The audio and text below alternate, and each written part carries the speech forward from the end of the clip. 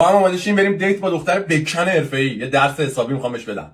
منتظرم الان بریم تو مرکز خرید که کلی لباس برام بخرید. خیلی طبیعی بردمش مغازه رفیقم که از قبل باش هماهنگ کرده بودم. اشکم قشنگ بودا. ستاره برداشتم. یه دونه یا دو تا. قیمت شلوار 1500 بود و من به رفیقم گفته بودم همه قیمتا رو چند برابر بگه. ممنونم آقا همیناشو. اونم 4 تا شلوار برداشت که جمع قیمت واقعیشو میشد 6 میلیون. داشتم قابل دار نیست. اون کارهایی که تو رگال وارداتیه دو دونه 7 تومن جمع میشه 28 تومن. مرسی. اینجا فردا چک دارم. گفتم اگه بتونی 8 تومنش تو بزنی من 20 تومنشو میتونم بزنم. بعد فردا برات 8 تومنو میزنم.